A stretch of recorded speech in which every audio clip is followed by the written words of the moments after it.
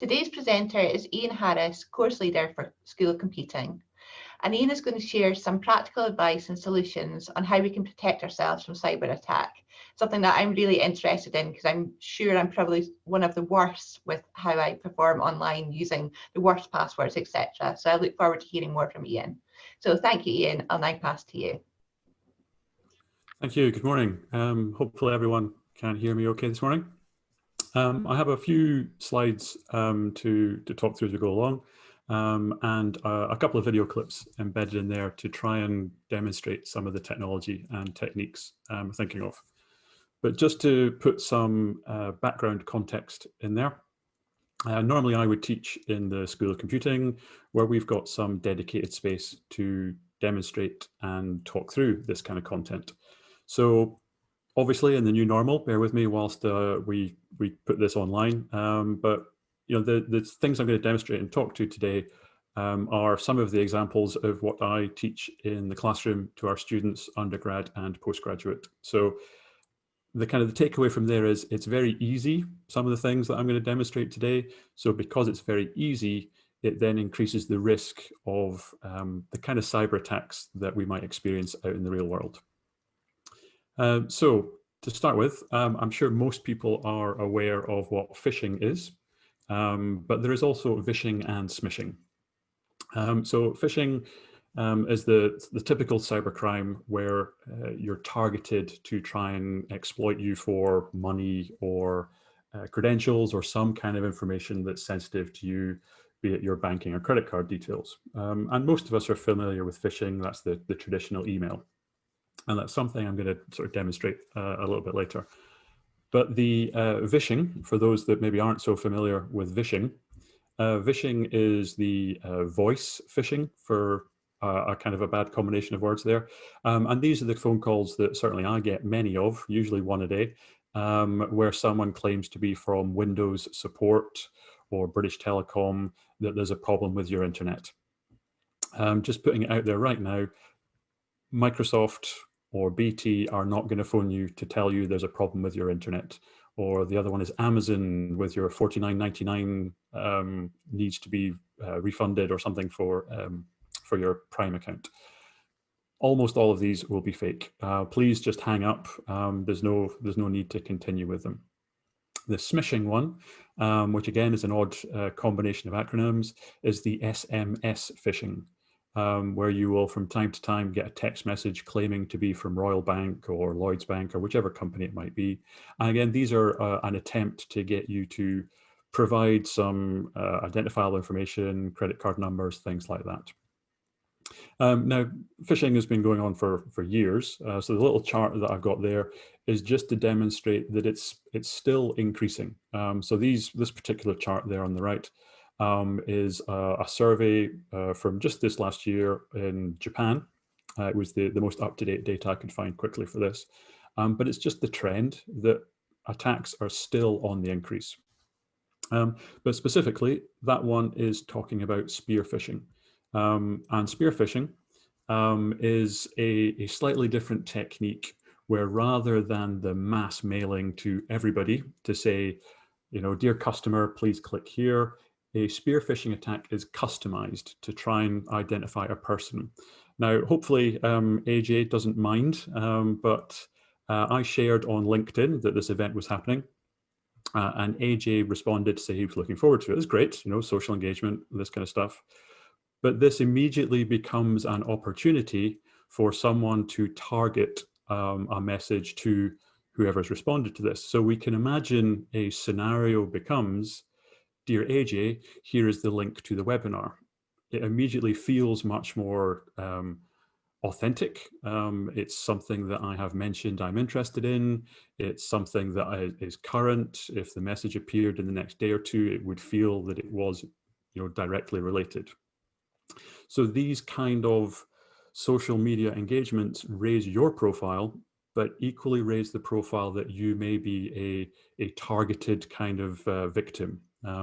So we'll see this from time to time when news stories appear about a corporation, or perhaps there's some financial information, and these kind of things will increase the risk or the likelihood of a person being targeted rather than the generic blanket, dear everyone.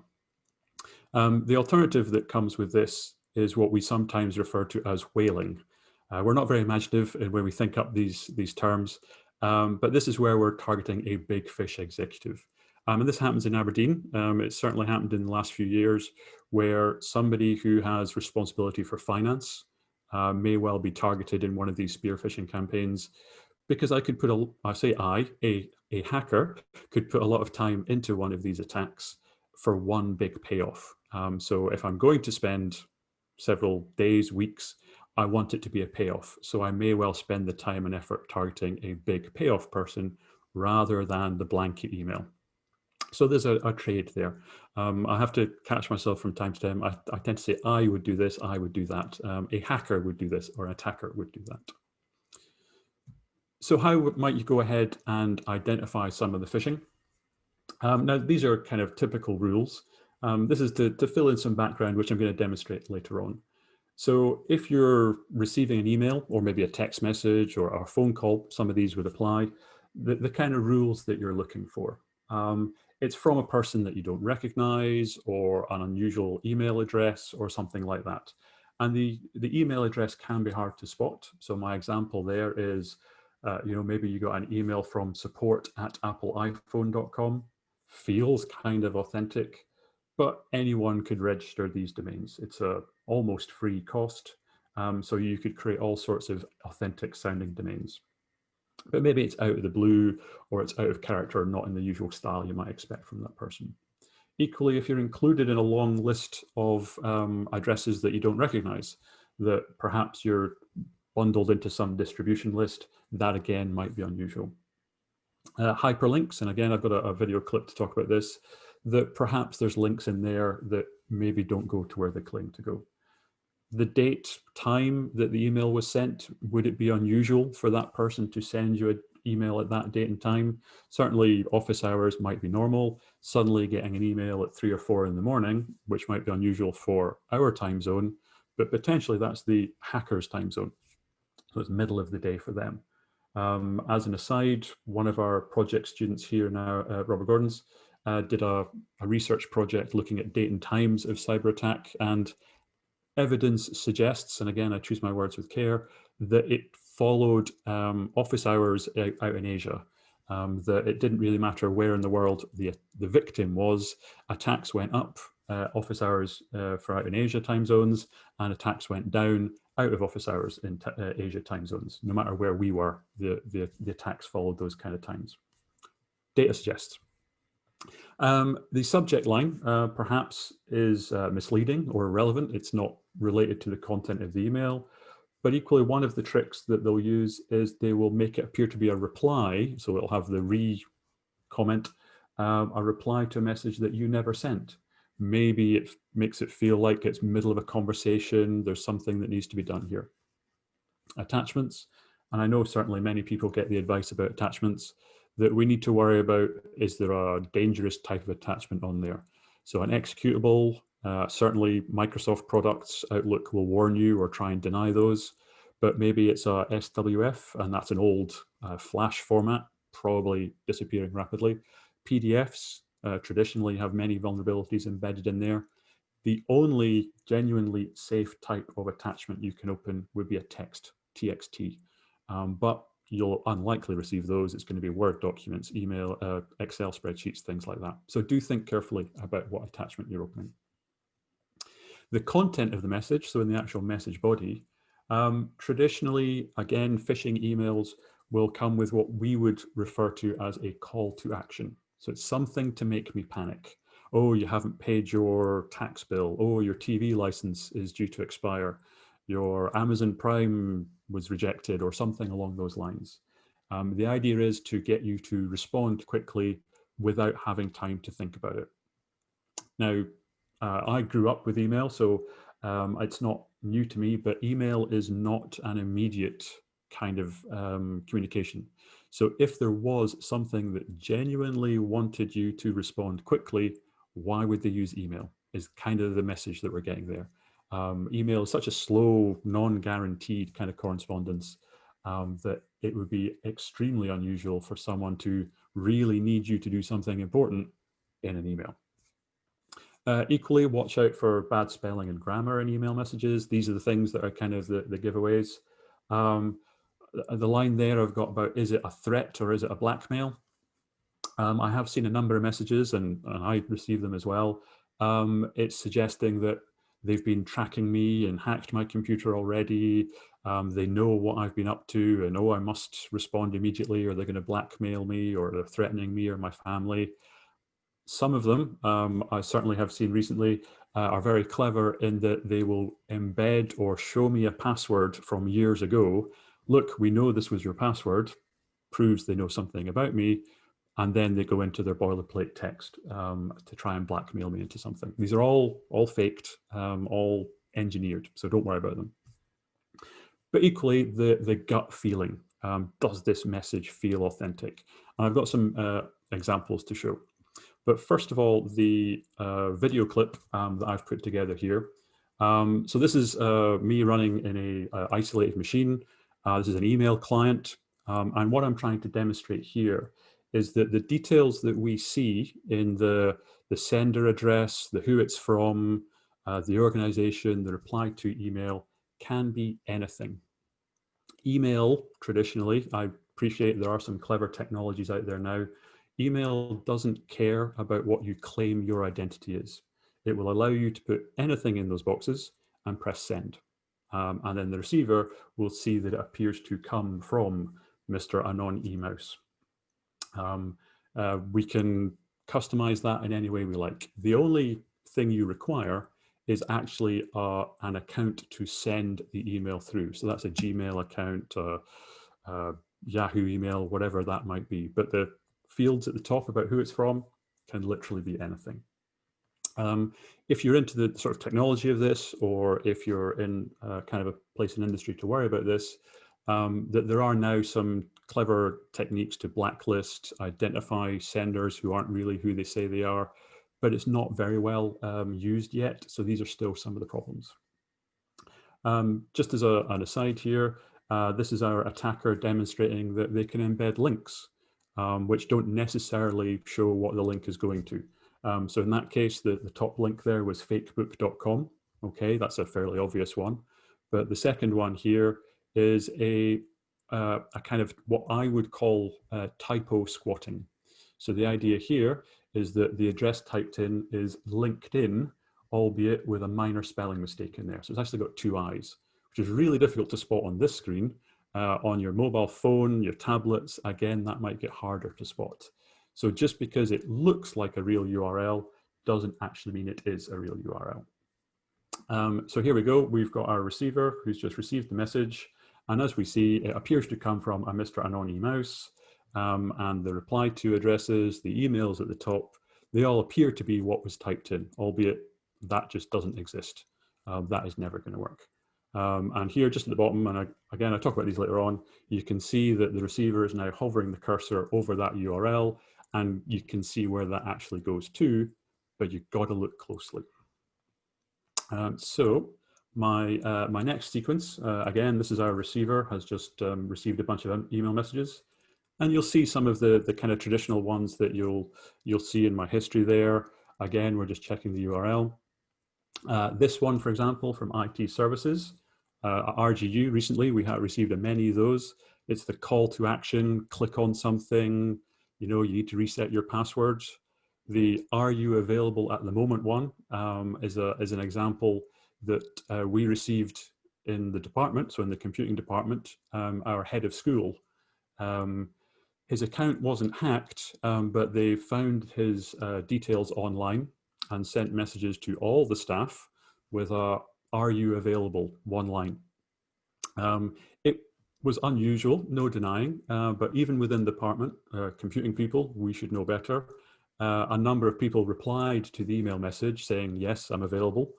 And it turned out to be in real time, the person at the other end would respond to the messages as they came from staff saying, oh, good, you're in the office. I need you to do me a favor. Okay, sure, what? So the messages went backwards and forwards in near real time. And the end was, it appeared our head of school wanted staff to go out and buy iTunes vouchers. At that point, it became clearly a a scam at that point. So some of my colleagues played along just to see kind of where the messages went. But the background to that is, and again, you'll maybe see it in the news about people being asked to go out and buy iTunes vouchers. These are the payoff that the hackers use. They'll get you to send the code on the iTunes voucher.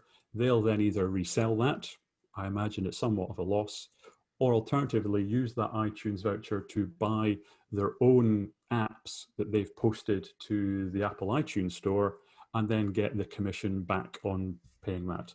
They'll lose 30%, but they're losing 30% of something they never paid for. So these are the kind of background scams that are going on there. So I know a lot of retail stores now are aware of these mass purchases of iTunes vouchers. So they'll kind of ask you the question, why are you buying £1,000 worth of iTunes vouchers? But these are the kind of scams that exist out there. So phishing, we kind of all understand. We've seen it a lot before. But ransomware is obviously the big detail out there at the moment, the big thing that's going on. And that's kind of where the inspiration for this presentation and some of the content I've got in here came in a while ago. So certainly the initial point to this was back in December of 2019. Travelex was taken down in a massive cyber attack where they were held to ransom. Then just a few weeks later, Dundee and Angus College, where some of my colleagues and some of my students come from, became the victim of a ransomware attack. And some of our students had been there and they were hearing the stories, and that caused a massive amount of disruption for the college. The day before, I used this or demonstrated my ransomware at an event. So on the 19th of February, I did a presentation, well, 20th of February, I did a presentation for some oil and gas people. And the day before, this US gas line was shut down by a ransomware attack. So these are still happening. Just a month ago now, so yeah, we're in August, July, Blackbaud, UK universities and American universities were a victim of a ransomware attack through this Blackbaud data provider. And then again, just a few days ago, any fitness people that are here, Garmin came under a ransomware attack. So ransomware is still the big impactful cyber attack. So I've got some details about what that might be. So ransomware, or crypto lockers, it's a type of cyber attack designed to extort money. So again, it's trying to force you into paying some money. The image on the right-hand side there is the capture from WannaCry, which was the cyber attack that hit the NHS several years ago now, but the same principle, same technology behind it. So they will, the malware will make a change to your computer where it locks your files or locks your hard drive completely, password protects them so that you can't get at them to do your usual day-to-day. And will then embed some kind of message in there to say, if you want access to these, you need to pay some Bitcoin traditionally. So that might be, as I say, it'll encrypt your files and folders, or maybe the entire computer. So the only thing you get is a single kind of white on black text prompt at the beginning. This has been encrypted. Please follow the following steps. I have seen even, unfortunately, my own dad a few years ago now, where it was a ransomware kind of threat in that it locked up your web browser. So as soon as you opened Internet Explorer, the only thing you would get is a web page that said your browser has been locked. It hadn't actually done anything to the data behind it, but it locked your web browser. Again, it was fake, artificial. You could close out the window, force it closed in some way, and then gain access again. But usually, these types of attack will actually encrypt your data. If you did go through with the payment process, from what we've heard from some colleagues in industry that have kind of helped out corporations with this, is the agency behind it or the hackers behind it are a very professional bunch in that they will have a call center set up to deal with you in foreign languages. Press 1 for English, press 2 for French, 3 for Spanish. They will walk you through in a kind of help desk style how to buy the Bitcoin. They will even give you advice and say, if you have a backup of your data, just restore your data. You don't need to pay us. So it's a professionally run organization to extort you. Not saying that's a good thing, but that's their business. So they want to make it as easy as possible for you to pay. Advice has moved backwards and forwards over time in that if it's mission critical to you and you want access to your data, it's probably quick to pay and get access to the data, but that's no guarantee. If you've got a recovery of your data, probably that's a good thing. So I've got here, hopefully in the next clip, an example of a CryptoLocker that I've built and I run in the classroom. It still terrifies me. It still runs exactly in the way in a CryptoLocker runs. So in this case, we've got a phishing email. Again, COVID is a high profile issue at the moment. The victim clicks on the link, okay? In this case, it opens a web browser. Nothing seems to happen. Page kind of doesn't respond. Internet pages often don't respond. Nothing really to think of there. But in the background, you'll see the page is changed. Okay, my screen size isn't great there, but that has displayed the message about Bitcoin, how to pay for it. And then when I look in my folder of documents, all these documents have now been locked and are in actual point at this time encrypted. Now this, as I say, this tool terrifies me, and I'm very paranoid about running it in the classroom. It does effectively what these tools really do. The worst case scenario here, and it's one of the things I'll mention towards the end, is that if you had a shared folder, so if you imagine you've got a network in the office, and many of us in the office will share data on a shared network folder, and if the ransomware was built in such a way to allow it to then start navigating your network structure, in my example, I don't do that because again, I'm so paranoid, that it would then go through your network folders and just start encrypting those network folders as well. And this is where the massive impact happens to kind of corporations. So I've got a kind of slide here. So on the left here, we've got the screenshot of what your desktop might look like. Your documents are there locked. Behind the scenes, and this is what's going on here at the top, as this encryption tool runs, it will use a clever public-private key system, which is a mathematical cryptography thing. The documents on the computer are encrypted with one password, but to get at that, you would have to contact me in my command and control bunker to give you a different password to unlock it. And that's what these two long cryptographic kind of sequences here are. So it's very difficult to stumble across the password that works. Equally, different users would have different passwords for their data. Different machines would have encrypted with different passwords. So it becomes a very complicated process to try and unpick that. So this is the nightmare scenario, that your data is locked by one of these crypto lockers. If you've got networked data, as I say, these things could then start going down the directories of your network structure and encrypting all that data. The kind of advice here is, and again, it comes up towards the end, is that you need to be aware of what these things are. So you don't click on these links, you don't open these attachments. Antivirus, spam filters, all these kind of technologies help, but it's staff training that really makes the difference.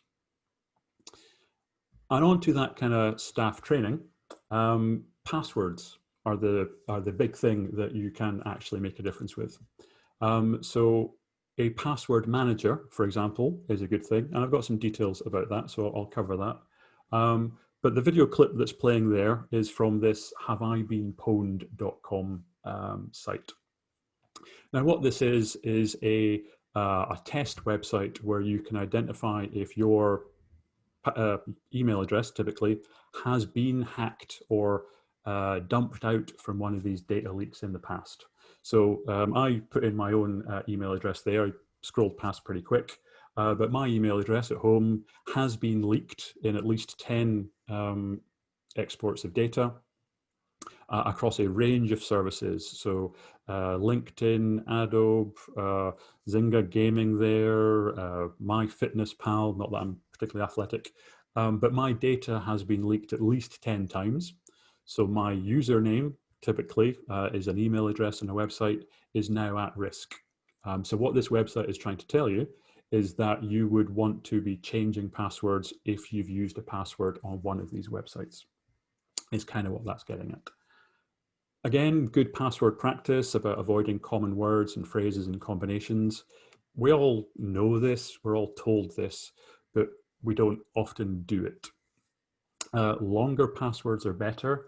The advice now is that 8 characters is just a good start. You want to be thinking 10 characters, 12 characters even. Don't recycle your passwords, and by that I mean don't use the same password on multiple sites. So in that clip there that just played of the what services had my password, my username, email address being exploited from, if I'd used a password on, I don't know, the Zynga link at the bottom there, if I'd used a password on there, potentially that password is now out in the open. If I use the same password for my Outlook, for my university login, that then becomes a combination that's available. So you want to use different passwords on different services. Yes, this becomes a headache. Again, the advice now is that we probably shouldn't be enforcing these 60-day password rules, 90-day password rules. Human behavior, and in the nicest possible way, we're kind of lazy. I will find a trick to get around forcing me to change passwords. So the ones I hear of, and I'm as guilty as anyone else, I'll just add a 1 to the end of it. I'll add a 2 to the end of it. I'll add a 3 to the end of it. I've even heard of people who will go through the number of forced changes. So for example, a password policy might be you can't use the last 8 passwords. It'll remember your password history. So I hear of people who will just, on the day that they are forced to change their password, will change it 9 times to get back to the one that they started with. So some of these practices that we've used are not perhaps for the benefit. Two-factor authentication. Again, this is a kind of a growing market, and certainly it's a building demand. The idea behind this, it's something you know, your password, and something you have. So if you imagine your chip and PIN credit card, you have to have the card and have to know the PIN number. Same idea applies here now for things like logging into services, that maybe I log in with a username and password, but I have to have the card reader, the chip and PIN device, or maybe it sends me a text message. Certainly a lot of services now will send you a text message with a code. You've just logged into Royal Bank. Please type in this one-time PIN number. Again, now the advice is changing regarding that kind of using SMS or text messages, because we can become victim to a SIM swapping attack. Again, this is the sort of nightmare scenario in that the hacker will social engineer a mobile phone provider. So they'll try and phone EE, Virgin, O2, whoever it might be, to convince the provider that you have lost or broken your mobile phone. And they will generate a new SIM card for the hacker to put into their mobile phone. Suddenly, your mobile phone that was working fine stops working. It no longer registers with the network because all phone calls and text messages are now going to the hacker's phone. And they can start using that to try then change your password, use your bank account. So again, these are some of the nightmare scenarios that go with that. Suitably rare, don't get me wrong, but again, it's the type of attack that's out there. So the new technology that's coming along are things called authenticators. The idea is rather than an SMS kind of text message, it's an application in your phone. So it's a smartphone app. So you'll get one from Microsoft now, you get one from Google, and that they send a message to their smartphone app, which you're running on your registered device, so that it can then present a code to you on that piece of hardware you've got, as well as type something, a username and password in. So again, it's that combination.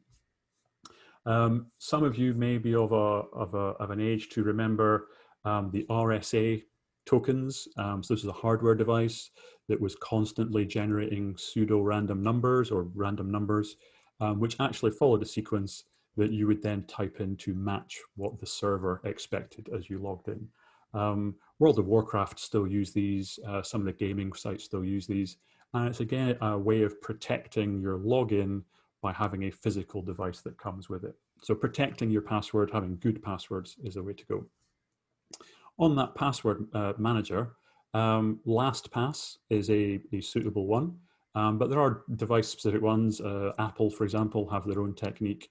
And what that is, and I've got a couple of screenshots here, is it's another solution, another tool, which will generate and store passwords for you. Immediately, the question is, what do you mean by storing passwords? It's kind of like an electronic version of the notepad that we've all got in our desk drawer that's got written in the back of it, hopefully in secret, the passwords that we're using. We've all got one. So the idea is LastPass is an electronic and encrypted and protected version of that. So as you log in, and the examples here are Facebook, Amazon, Salesforce, is that as you hit that password prompt box, the LastPass dialog will say, oh yes, I've saved this password. Do you want to fill it in here? Or I've saved your shipping address or your credit card numbers, and it can store credit card and banking details, and will auto-populate that as you go. And it's cross-device. So they've got an iPhone version, an Android version. It works on Macintosh and PC. So it's a centralized, cloud-stored, encrypted notepad of your usernames and passwords and credit card details. Perhaps if that makes you nervous, I understand, but one of the features that is good for it, and it's the slide here on the right-hand side, is that it will actually generate and store the really complicated passwords for you. So in this example, it's generated a really complex, over-engineered password, and will store that in its database. In effect, you would never need to know it. Yes, you can see it and get access to it if you had to, but it will also populate that into devices. And I wasn't aware till I had a look, but apparently they have a smartwatch app which will let you integrate your smartwatch into these technologies so you can get the visibility on your smartwatch as well. So as much as LastPass is the one that immediately jumps out, there are others that will do the same kind of thing, that will generate complicated passwords for you, store them and associate them with particular websites. So the next time you go to that website on any device, it'll pull it from the cloud version and present it and log it in for you. So this kind of technology is really useful in helping us get to good password behavior. Just as a kind of, again, the sort of scary message to put out there, this is a diagram of how big any one of these cyber attacks might be. Now, if you're in the position of running a business and you've got customer data, you've got databases of data, the risk is that perhaps one of your employees becomes victim of a cyber attack, password gets discovered. Any one of these kind of data leaks can be massive. Now, these are kind of representing the size, and the color represents the sort of damage, the information that was leaked. So Microsoft there at the top, 250 million probably just usernames in that kind of diagram. Marriott Hotels down at their bottom, 383 million, presumably because of the color. We're talking about credit card information or usernames and passwords. Firebase in bright red there, not one that I'm particularly aware of, but again, 100 million records. And given the kind of the coloring of this representation, it was important information. So probably a combination of username and password that was usable and credit cards. So we have to start thinking that it's not just one leak of data, it's potentially hundreds of millions of people's data that's being leaked. And now, certainly with new legislation about GDPR, these kind of privacy laws, this could be, company ending, the fine that might be associated with this. So we do have to start treating this kind of data properly. The acronym I've seen for GDPR, give data proper respect. It's someone else's information. We have to be professional and treat it with respect. So coming to a close, I'm conscious of the time and give people a chance for Q&A. The takeaways from this that I would suggest are the important things is ourselves, and if we're responsible for training, that we need to alert staff to know what a phishing attack is, what the kind of cyber attack looks like. We want to use a good password behavior. So as much as we're all familiar with these rules about recycling passwords, password length, how many of us do it and equally do it properly? Limiting access to only the required shared resources or data. Certainly I've come from industry, and the new legislation at the time, so a few years ago now, Sarbanes-Oxley, following a financial issue in the States, introduced all sorts of rules about isolating data from staff. And that should apply to all our businesses. I appreciate some of us will be in small 1 or 2 people businesses, but does your HR consultant need access to your engineering data? Do your engineers need access to, I don't know, marketing information? These are where we should start using the built-in Windows tools to allow or deny different people access to different things. There's a privacy question there, but equally, if you get hit by one of these crypto lockers, it can't encrypt data that it's not allowed to get at. So that protects you as well. Deploy antivirus products, anti-malware, anti-spam products. They're not perfect. I can't pretend otherwise. If I had sort of extra time here, I would demonstrate it. Again, in the space of 30 minutes, I can demonstrate and teach my students how to create some malware that is detected by 9 out of 10 commercial products. There's a very quick change, 2 minutes to do, and suddenly that same piece of malware is now only detected by 1 or 2 commercial products. So there are ways around these antivirus products. So we have to start using all these different techniques to protect ourselves. Up-to-date software patching. In the example of my CryptoLocker suddenly encrypting all my data there, I deliberately have a machine that's not patched and not up to date. Many of these issues are fixed. WannaCry that hit the NHS had been fixed for months before it hit the NHS. Just the NHS didn't have time to roll out the fixes and the patches. They didn't have the resource to do it. So when you get that dialogue that says your software needs updated, please go ahead and do it. Again, okay, if you're in a corporate world, there's some testing probably needs done first. You might want a set of users to try it first, but you need to be doing that as quickly as you can. Your backups of data. If it all goes wrong, you've got a backup somewhere. But when was the last time you actually tested that backup? All sorts of stories float around of people being in this rigorous routine of backing up data, backing up data, backing up data, but they never tried it. And suddenly on the day they need it, there's something wrong and it's never been working. So these are some of the things that you need to do. And in the worst possible scenario, what's your business continuity plan? And maybe that's not just for cyber attack, but if you cannot get at your computers or you can't get on your network, how does your business operate? That's beyond my expertise, depends on your market sector, but how would your business continue to operate if you couldn't get at your website or your e-commerce or what kind of platform? Now, I appreciate that was really quick, but what I was kind of trying to describe there are some of the things to watch out for, what you have to look for, but equally, what are some of the kind of high profile things that are going on in and around Aberdeen as we speak, online all the time, how to spot them, and maybe the half dozen rules of things to try and do to fix them. Feel free to drop me an email if you have any questions. Equally, within the university, we have all sorts of additional material that's available. So please follow through with the Knowledge Bites people, and we can hopefully help people with that kind of thing. So I will hand back now, and any questions?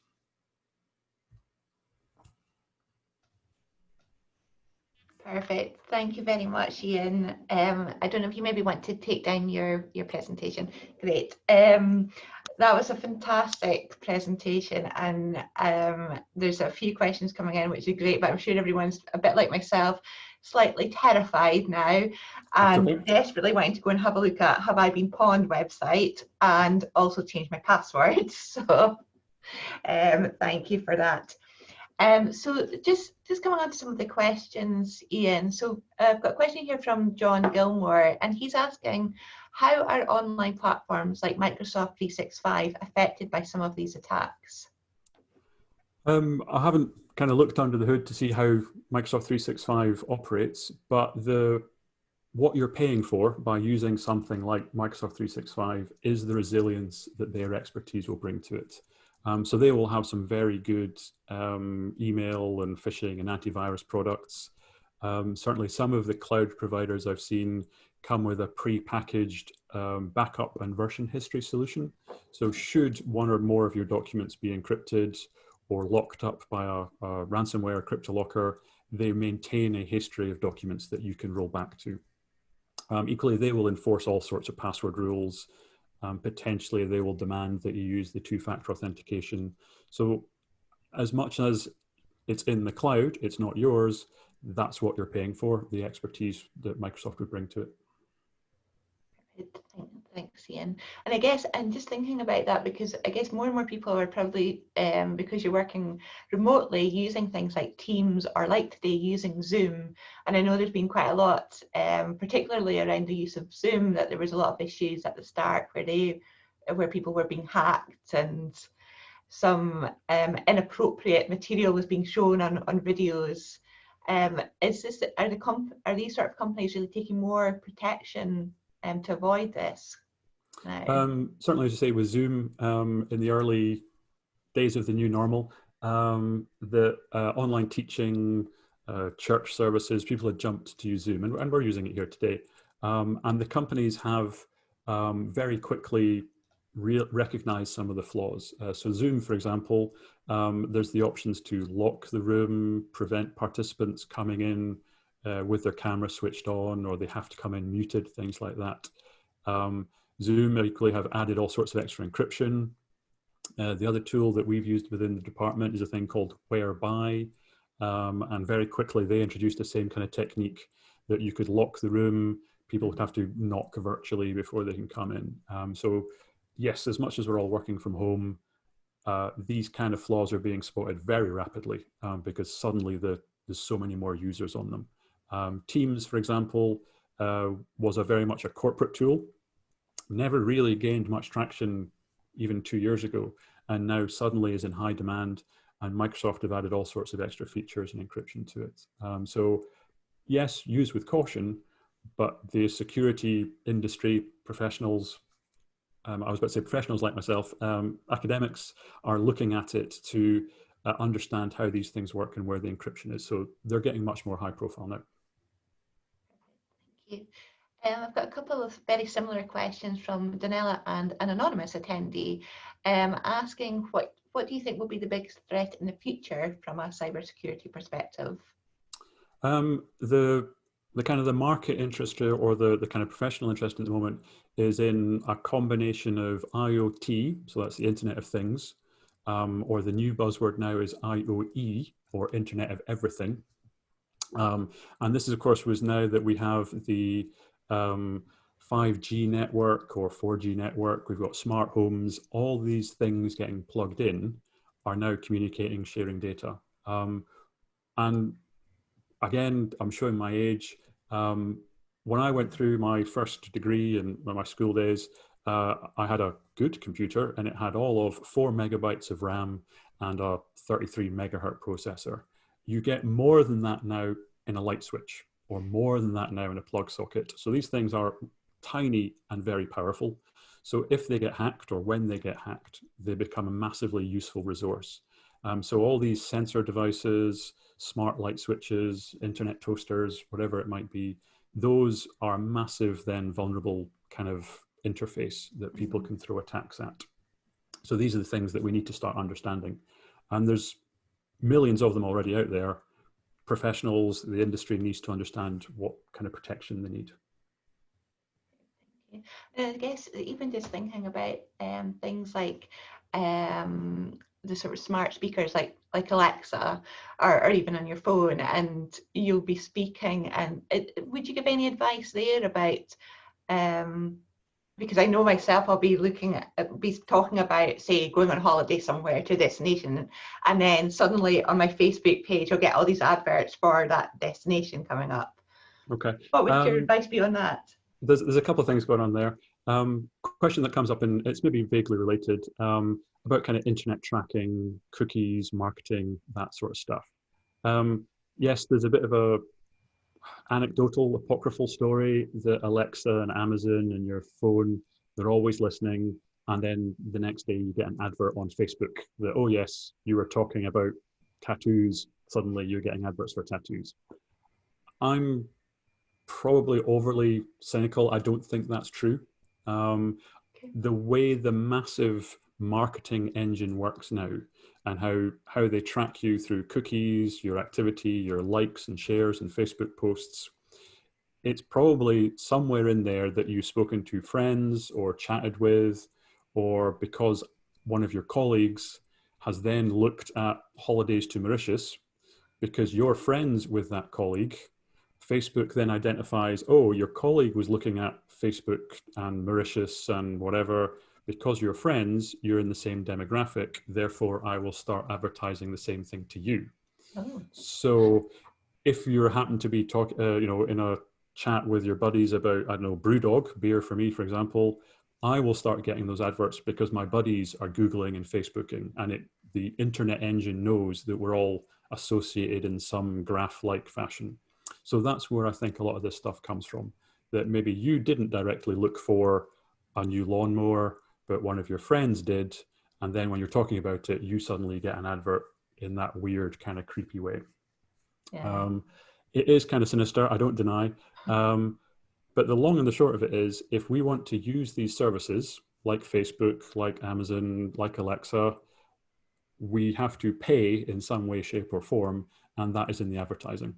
So they want to track us, they want to make their advertising cost effective. So that's the payoff. Again, with the cookies, do I want to accept these cookies? Well, if I want to use the Argos website, I have to accept the cookies to make the website work, and that's the payoff. Okay. I mean, sometimes it's really helpful, so. Yes, yeah. But equally, I've already bought a lawnmower. Why are you trying to get me to buy 10 more? They need to work on it, no denying, but that's kind of what's going on behind the scenes. Perfect, thank you. I've got another question from the audience. So Charlie Pace has asked, could you give examples of the best antivirus products and offsite data backup programs you would recommend?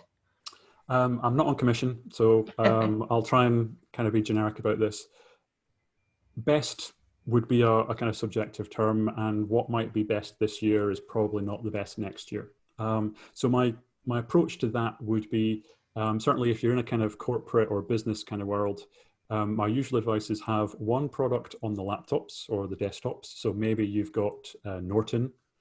Okay, that's probably not high on my list. Maybe AVG or some product like that on the laptop, but then a different product on your servers. The idea is, and because of the sort of teaching and the demonstration that I can do, I can show the students or the potential students how to get around antivirus. So the fix might then means it's not detected by Norton, but hopefully it's detected by the other product that you've bought, Kaspersky, AVG, whatever it might be. And these things change version by version.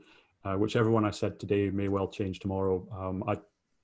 Reluctantly, I wouldn't want to pick a horse in that kind of race. Same goes with kind of backup products. You probably want one solution that's backing up your servers, your network information, and another product that's doing backups on your desktop. I appreciate that's 2 licenses, 2 costs, but it gives you that kind of redundancy that one product fails on you, doesn't do the backup, doesn't do the antivirus, you've still got something else to protect you. And that's kind of what this is all about, that we used to rely on, oh, I've got antivirus, I'm safe. Oh, I've got a firewall, I'm safe. We have to start multi-layering these things. So we have to have an antivirus and a firewall and a backup plan and good staff training and patching and all these things to try and stack all these defenses together. Thank you. And just thinking back on your presentation, Ian, at the start you were talking about phishing, and you know, we all receive phishing emails, and if we receive it from work, you would let your, if you have an IT help desk, you would let them know. Personally, what should you do with phishing emails, apart from the obvious to delete them? Should you be letting anyone know or forwarding that on so that they can be reduced, prevented? Once upon a time, I would have said, yes, it would be nice to forward it. I mean, certainly I got some early years and years ago from a fake Royal Bank, and they actually have a report phishing here website, and you can send it to an address. It's so prevalent now that my suspicion is it becomes just noise that they're dealing with. As an end user, just delete it. If you're in a technical role, there's probably a couple of things you can do. So maybe you're responsible for the network at work, or you're responsible for the servers at work. You have the option in your infrastructure to start blocking either senders or content in an email. But one of the things you might want to do in that kind of scenario is, with the technical head on, being very careful, you identify what website it's trying to trick people to go to. So maybe it's trying to trick people to go to fakebook.com, whatever it is. You can put that on a block list on your network. So if you're quick enough, and I appreciate you have to be quick enough and kind of on the ball, you identify, oh, here's a phishing mail that has gone to a bunch of my staff. I'll get in there quick. I'll block the destination so that if there's a member of staff I don't get a chance to talk to, they won't be able to click on that link and go where it goes. Equally, again, if you are in, kind of one of these roles, perhaps you identify that someone's created a fake banking website, fake Yahoo or something like that. That's probably hosted by somebody. So potentially you have the option to report that to the service provider that, oh, by the way, you're hosting illegal content or fake content. Most of these fake websites, the fake Facebooks, the fake banking websites, choosing my words with care, they tend to be hosted by ungoverned parts of the world. So parts of the world that are in political strife, not very well regulated, they have their own service providers whose business is hosting illegal content because there isn't a government there to come and shut them down. So as much as you might complain, the company that's running it, that's their business, to host illegal content. Not much you can really do. Yeah. Well, thank you very much, Ian. That was a really interesting session, and hopefully all our participants have enjoyed it as much as I have. So thank you to everyone else for joining us today. The recording of today's webinar will be available on RGU Knowledge Bytes website next week, and we're just in the process of finalising the details for our next webinar, and again the details will be available on the RGU Knowledge Bytes website in the next couple of days. It's important that what we produce for Knowledge Bytes for Business, it meets what you're looking for. So please do get in touch if you have any other topics that you would like us to cover in future webinars or provision of different types of content. Thanks once again, and I hope you all have a good rest of the day. Thank you, Ian. Thank you very much.